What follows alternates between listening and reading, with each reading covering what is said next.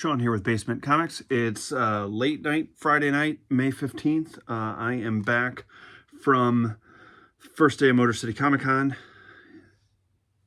If you are a fan of the channel, you know that I am a pretty much Friday only guy. I try to get into cons, get what I need, which would be meeting creators and high-fiving them and thanking them for all the years of joy that they have brought me. And then eventually, once I am through with that process, I meander onto the, I dodge the sleeve stacks and the 9-foot wingspans. There was a pretty kick-ass Starscream that I saw when I was running past a particular line this morning. Anyways, tea is made. And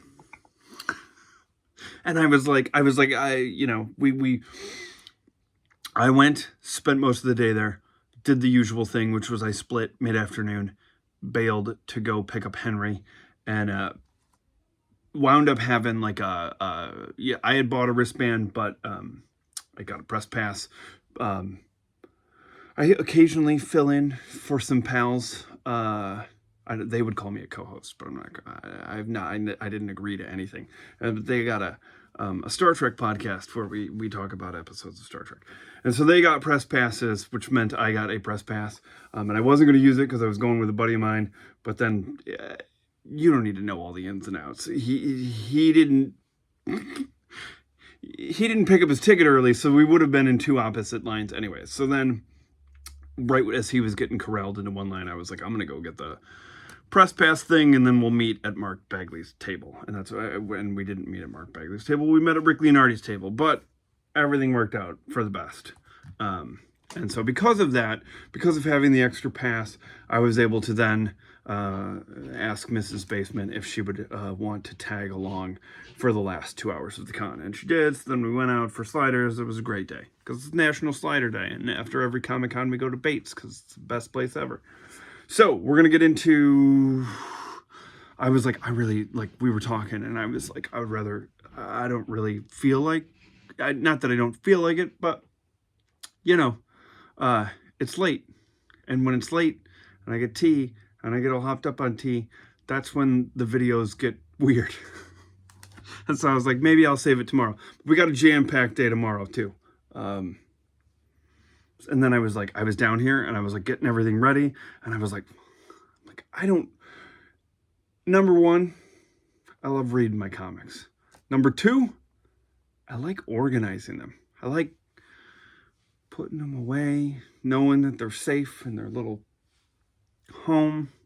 You know, there's a sense of satisfaction from getting everything in their Mylars and filing them away, crossing them off of lists, adding them to spreadsheets.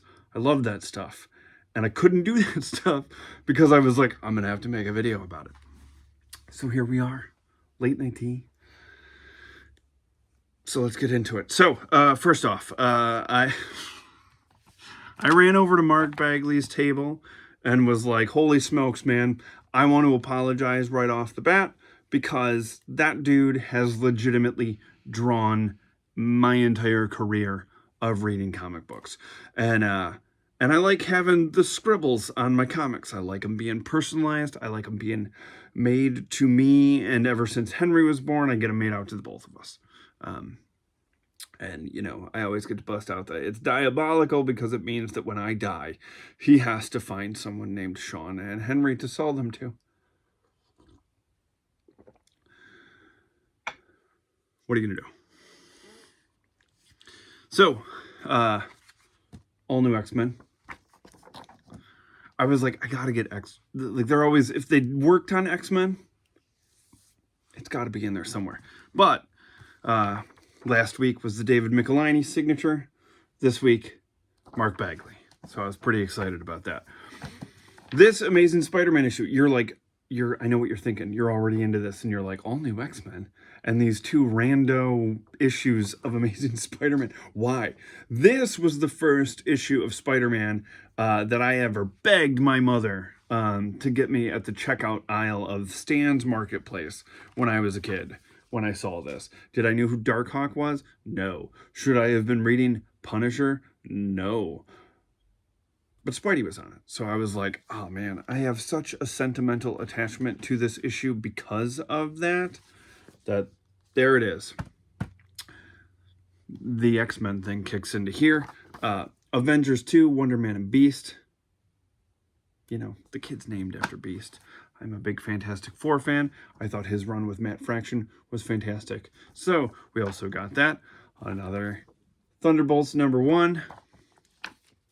This New Warriors, and I really appreciated the placement, covering up the cleave and everything else. I was like, stellar move, because the kid doesn't need to see that. And this is where the bum out comes in. And this is where my whole, like, I only go on Friday thing falls to pieces, because I love this issue of Mighty Avengers #9. Doom and the Avengers wind up. It's got this fantastic thing in the end of it where, like, they go back in time due to Doom's time platform. And when they arrive there, you cannot see this. You can't see it in the... Maybe you can. Nope. It's pointillism, like the old books. So this looks like...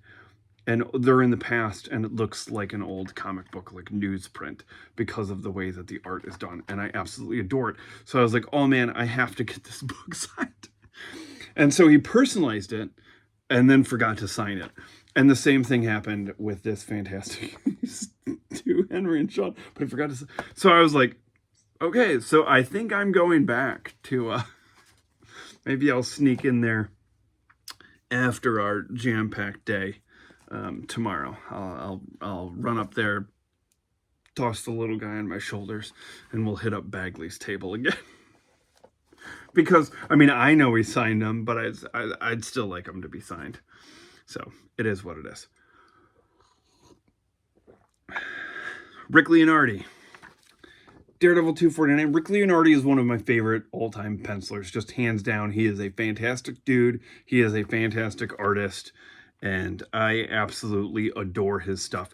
He is one of two guys that was at the show where I adore their stuff, and I think they should have been. There's names that get kicked around a lot that people are just like, oh, that guy's the... And I, you know, this is what's great about art. We can agree to disagree.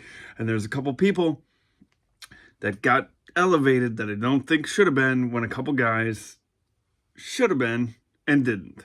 And Rick Leonardi is one of those dudes that I think there should be a line around the con for him. So I got him to sign Daredevil 2. I mean, come on. Daredevil versus Wolverine.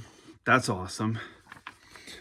It's a fantastic Art Adams cover, but it is Rick Leonardi interiors, and it is great. 2 Uncanny X-Men issues. So I believe that I legitimately, over my years of meeting Rick Leonardi, have every Uncanny X-Men issue he has ever drawn signed. I talked about it in Cornerbox Classics, said I was going to do it, and I did. He drew Spectacular Spider-Man #71, and we chatted about this and how much I enjoyed this issue. Amazing Spider-Man #282. And last but not least, Spider-Man 2099 #1. Fun fact, I am the artistic basis for the grandfather of the villain in this issue, because of weird time shenanigans and knowing the artist that drew that character when he first appeared in Superior Spider-Man. So there you go. There's your Sean fun fact, is you know, that. So the other artist, when his name popped up, I was like, when Mark Bagley's name popped up, because I'd never met Mark Bagley, I was like, holy smokes, I'm definitely getting a ticket. And then Jeff Johnson was announced. And Jeff Johnson, one of my favorite pencilers from the 90s. He did the fantastic Wonder Man series. So I got issue #1, issue #5 with the Beast. We chatted about that for a while. Issue #8, part of Operation Galactic Storm, because I'm a big fan of the Starjammers, obviously. Fantastic Four. And he did this fantastic issue of Amazing Spider-Man with Cardiac. And then there were 2 issues of X-Men that he did. And I enjoy both of these immensely. This is all childhood wheelhouse. You know, I was very gushy about the fact that he was one of my favorites. So he drew Henry and I this quick Wonder Man sketch, which I thought was fantastic. And I was very grateful that he did that for me. It was super nice. Also there, Ralph Macchio. I had to explain to my wife that he was not Ralph Macchio from The Karate Kid. He was longtime editor of Marvel Comics and writer of X-Men Adventures, a title that I adored, and many stockings as a child at Christmas time. These were rolled up in tissue paper and in there so that I would sit in my bed and read, as opposed to run to the bathroom 17 times in an attempt to wake up my parents and siblings so that we could open up Christmas presents. Now, Mr. Macchio and I chatted about two fantastic Marvel 2-in runs. One runs that he wrote, the Project Pegasus storyline, which was my second all-time favorite Marvel 2-in-1 storyline. My number one favorite, and you'll know as you watch the channel and get to know me, that there's a lot of stuff in here that obviously everything that's like up on the walls, art-wise, story-wise, sometimes people come down here and they're like, why is this rando issue signed and up here? And it's like, well, because it's personal to me. I don't need to, you know, I don't need to get the first appearance Carnage signed by Mark Bagley. I want the Amazing Spider-Man issue where I, you know, begged my mom to get it at Stan's Marketplace. That's what I want, you know? And so I also tend to find, like, if people have had an impact on my love of comics, then I tend to find little ways to honor them in the room, be it photographs of them up in places or whatever, or books that remind me of them. And so so this one's for McGroovy. Stingray. I love this storyline. It's a great costume. And you know, Mr. Macchio was very, he did not want to sign this cover because he was like, it's George Perez art. I don't want to scribble over George Perez's art. And then we had a nice long conversation about Mark Grunwald and George Perez and how bummed we are that they are no longer with us.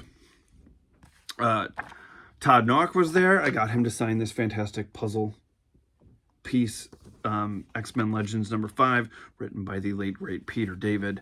And my wife is a big fan of puzzles. There's a whole, that wall actually goes back like it's like a little cubby thing, and it's puzzles. And then my main man Hank is you know, loves the Spidey and his amazing friends, and two of the baddies on that show are Sandman and Hydro Man. And so in the fantastic Todd DeZago Sensational Spider-Man run, there is this great Sandman, Hydro Man. I mean, come on. So, to Sean and Henry from Todd Nauck. It's pretty good stuff. I won't lie. Adriana Mello was there. She signed this issue of Miss Marvel from the fantastic Brian Reed Miss Marvel run.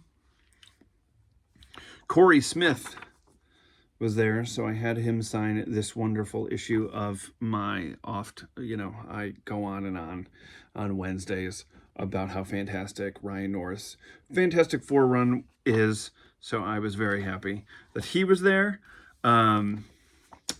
Stephanie Phillips was there, so Daredevil #1, and Phoenix issue #2, because again, Starjammer guy. I dig Corsair and Raza and all that. Colleen Duran was there, and so she did this fantastic Excalibur cover. Love Excalibur. Excalibur does not get enough love. It is a fantastic, like, fun, quirky, great time travel. Oh my god, the cross-time caper is such a great Excalibur story. And then the 3-part Schoolgirls from Heck. Fantastic. Good stuff. Issue number 55 of X Factor. It's Mesmero. Fantastic. Hasbro needs to get on making a Marvel Legend about that character. But the other thing that's fantastic about this is in the 60s, Beast dated this librarian named Vera. And in this, she comes back and she's like 80s punk rocker. And it's awesome. Mutant X, one of my favorite, hands down, all-time alternate reality stories. Great Havoc story. Like one of the best. You know how sometimes they do like alternate reality stories and you're like, they could have gone a little further. This one does that. It's great. It's great. It's great. And I, understand when I say it's great, it was great for me. And I was on vacation with the wife and family, and it was one of those beach reads where I read the whole thing, like huddled under my tent because I'm a fair-skinned Irish kid on the beach. And so I have memories attached to that. So, I'm sure it's still great, but I also know that probably peppered a little bit of my enjoyment of that. Being a little tipsy while reading it might have, The mother-in-law is fantastic at making like the fruity alcoholic drinks. And you just sort of like, you're in the sun, so you just sweat it out. You just buzzed the whole day while reading about Havoc trapped in this alternate universe. It's fantastic. I feel like while I was getting these books signed by the wonderful Colleen Doran, I noticed that she had this Beauty and the Beast movie adaptation that she drew, which I did not know about, and she had it. So I was like, oh my God, that's my wife's favorite cartoon Disney movie. I got to get that signed to her, not to me and Hank, because I'm not a jerk. And last but not least, because I know you're tired of like, Sean, I don't care what you got signed, but whatever. It's my channel. I can do what I want. I'll get into the stuff that I picked up and all the other cool stuff after this. Jerome Opeña was there, and I absolutely love his art. Hickman's Avengers, Uncanny X-Force. This is the end of the Dark Angel saga, and this one, so good. There's a tear to my eye. So good. And the fantastic original graphic novel, Avengers Rage of Ultron. He signed for me. I should have got him to do what was I thinking? Anyways, so that is the stuff that I got signed. It's a lot, I know. So now we're going to move into what I picked up and all the other fun that I had. So I didn't have anything that would be able to hold this because all the things that I keep my comics in are comic size, not paper size. But thankfully, my buddy Jerry was there, and he was working with a pal of his who had a table, Schmidt and Giggle. His name's Craig Schmidt, and I picked up because I was like, man, he kept my Wonder Man piece safe all day. I picked up this fantastic sketch card. Here's the thing. Groovy better not send his lawyers after me. I have probably about a year ago at another show that I was at before there was a channel. Hank was kind of in this. I was mating to meet Rick Parker, and fantastic letterer, and has a great original graphic novel called Drafted about how he was drafted. Probably not great to read right now, but it's great. Across from him was this cat named Jason Douglas, and he is a writer. And he and I got to talking, and we hit it off because we're same age, roughly. He might be a year or two older than me. We grew up in the same town, went to the same comic book store, love X-Men. He's absolutely crushed getting his complete run of X-Men recently. And so he, did a couple hard pitches on his books for me. And one of them was this book called Jane American. And it takes place in our town that we grew up in, that I often talk about. And it's great. It's, you know, it's really good. And while we were chatting, somehow where I went to school got brought up, because he is, in his day job, when he's not writing comic books, he is a school teacher. And it turns out that his aunt, who is the last name of many of the characters in here, was my second grade teacher. So I was like, whoa, what a small world. And so I picked up that, thoroughly enjoyed it. He also sold me on his first graphic novel, Parallel. Musician's thing, and a parallel lives, and a character dies and you know, lives out something and then has to make a choice. It's good. It's good. This was nominated for a Ringo. Jane American won a Ringo Award this past year. And so I knew that Jason, we had chatted that he's got a new book coming out. And so I was like, obviously I'm picking it up. We're pals. And not only, I'm not just trying to like show for my pal, but I genuinely enjoy his writing. And he's a good dude. So he was like, I was like, you don't even have to give me the sales pitch. And he was like, but Sean, it's werewolves in World War I. And it's called No Man's Land.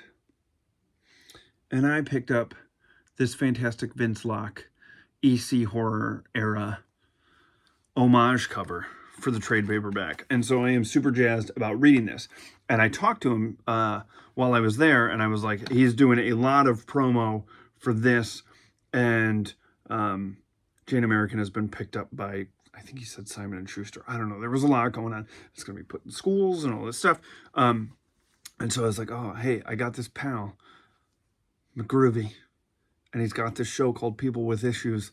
I should put the two of you in touch, because Jason, not only is he a writer and a fantastic writer and has this great book coming out, he is also like, I love it when, I mean, obviously comic book creators are comic fans, but he can chat about comics, and he's a talker, and I love it. The two of us going back and forth is tons of fun. And so, like I said, jazzed. I know that I'm often all Marvel, and I actually joked when I picked up his stuff where I was like, I don't think you understand that, like, this is a big deal that I'm picking up indie books. So, you know, I'm not normally a horror guy, but I trust him, and I'm excited to read this. So when I do, I'll let you know. So I grabbed that. I already had the other stuff, but I pulled it out just as a point of reference. So, if you've been following along the channel, you know that I have pretty much finished a good portion of the runs that I would ever want to over my 35 years of collecting comics. Reading them. I just keep them. I'm reading them all. And there was stuff that I was like, obviously I was getting first prints, single issues of every X title, but there was other stuff that like I just wasn't picking up at the time or whatever, and got in trade. And then I'm like, man, I hate it. Other than this one, but like when it comes to Marvel titles, I want the issues, I want the newsprint, you know. Picking up trades for stuff that comes out now, I don't mind, because the paper's different. The ads, like, they don't, I mean, ads now are, like, weird. But back in the day, like, you'd get ads, you know? Anyways, point is that what I've been doing is I have basically, I'm, like, reverse collecting now, where it's, like, I am replacing trade paperbacks by getting single issues. For instance, this entire Motor City trip that I went on was funded because the other day I sold a run of, I got the run of Exiles in single issues for cheap, found a lot of it, and was like, boom, done. And I wound up selling the trades that I had, because I think they're out of print, for enough for me to have a wonderful weekend with the family at Motor City Comic Con. And that's how I've been trying to do this. So one of the things that I was not ground floor on was the relaunch of Amazing Spider-Man with Volume 2. And so I was able to pick up, I think it was like the first 28 issues of that. I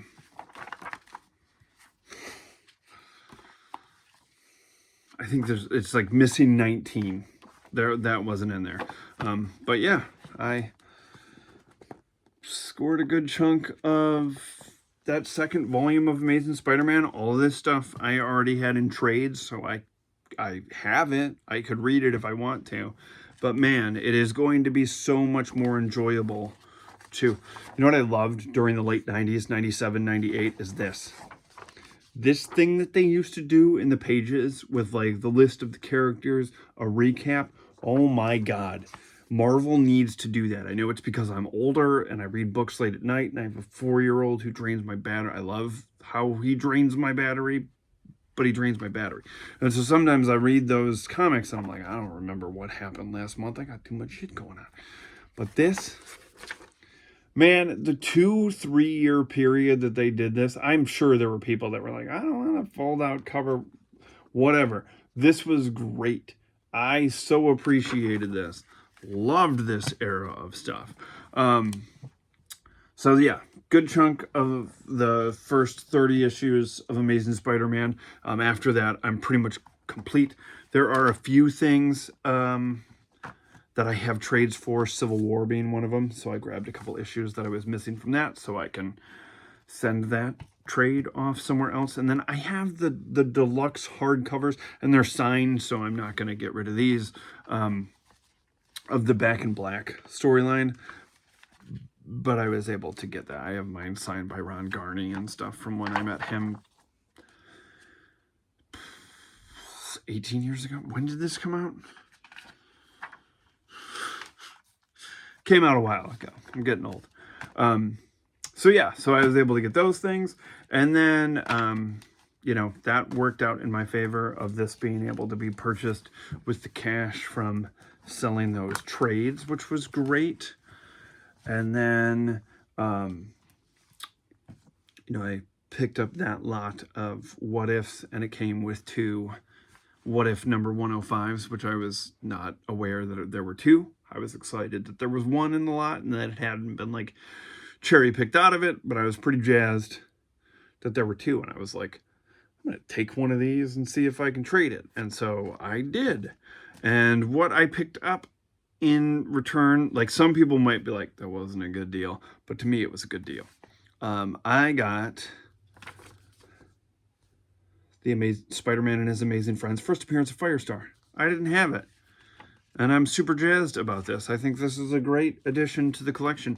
Another few issues that I picked up. So Amazing Spider-Man first 150 issues or whatever are in Epic Collections, and the death of Gwen Stacy is probably something that I'm not going to purchase the original issues for. They're probably out of my wheelhouse. Just because I spent enough on the X-Men stuff. But the reason why I would like the originals is because I want this style of paper and this style of coloring. There's something about the newsprint covering. So these Marvel Tales are fantastic because it's not like, oh, let's update the colors and make it look weird. I don't want that. I want newsprint, man. I want it to come off in my fingers. I want it to smell. I literally want to fold myself into these pages and lose myself. And that's exactly what I'm going to do in these. So I grabbed those. And I grabbed Marvel Tales number 209, which is the Marvel Tales of the first appearance of Punisher. I was like, that book is definitely, like, if I've got it in a trade and I can read it, I don't need to shell out that money, you know? I'm an X-Men guy. But I am jazzed about being able to, like, have a newsprint version of those because it just makes me feel, I don't care if it's Marvel Tales. So then, like I said, picked up that lot of What If issues. There were a couple issues that were missing. My pal Geeky Old Hog, he's doing a great What If Wednesday show that I think is fantastic. He's going through the books it's so good, and it has made me want to go out and finish the volume 1 run. And so I grabbed a couple issues that were of interest to me.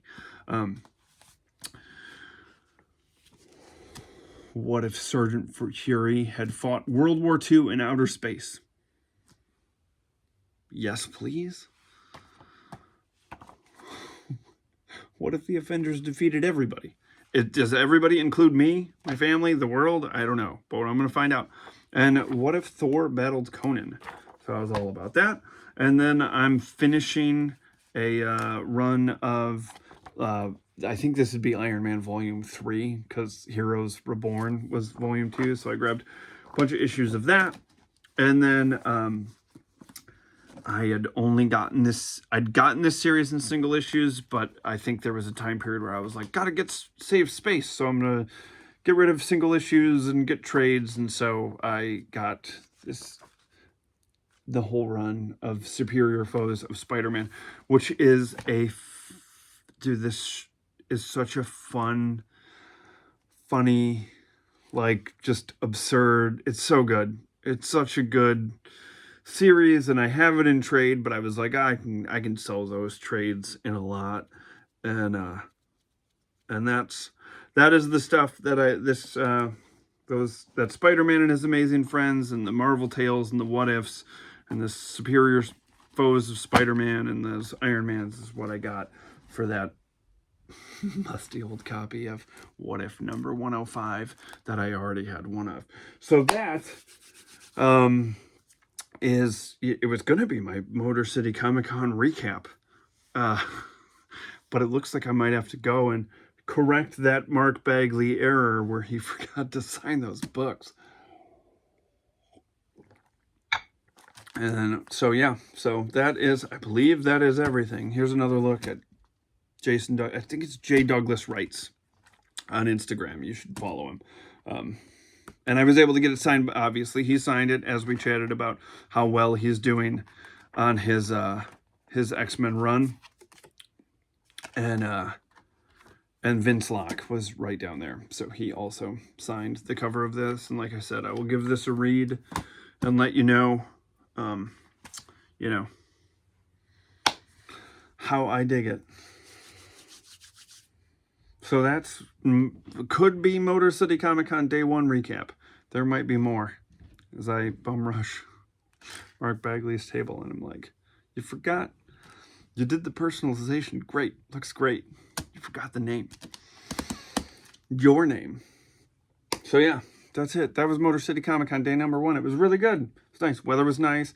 Afterwards, we went out, like I said, got burgers. Everybody had fun.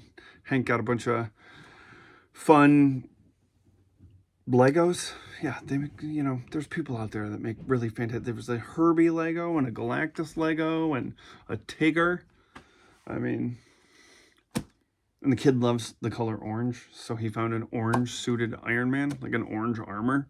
I was like, that's awesome. I think it's because our living room is orange. Anyways, I'm starting to ramble, and that's what's bound to happen when I do these late. So that's Motor City Comic Con Day 1. Had a blast. It was a lot of fun. Got to hang out with pals. Got to meet a bunch of creatives. And I'm like, I can't tell you how excited I am, because these go for like stupid prices online. If you try to order them one issue at a time off of, everybody knows the, Lone Star, My Comic Shop, all that type of stuff, So I was just happy to local retailers setting up shop at the convention or whatever. Happy to do it. Happy to buy those. Jazzed to be able to file them away now that I've chatted about them. Wednesday, new comic book day. So we will bike up there. And I'll try to get that out. If not, because we got a concert. We're seeing this fantastic band called Brigitte Calls Me Baby. It's like, if you're a fan of the Smiths, you should check them out. Chicago-based band. And so we're going to see them on Wednesday. So it might be Thursday, unless I can get it in earlier. But we'll see. I make no promises. Anyways, Motor City Comic Con. It's a lot of fun. So let me know, am I insane for swapping out a first appearance of Spider-Girl for Spider-Man and His Amazing Friends and some reprints in Marvel Tales and What Ifs and Superior Foes of Spider-Man. I'm sure someone out there was like, what a dumb deal. But I have the issue. I have it. It was just an extra. I don't know. Anyways, it's a good time. It's great to meet all these creators. Super happy about it. It's a great experience. You know, didn't get to run into some people that I wanted to run into. You know who I'm talking about if you're watching. And one of these days, we'll try again in the fall.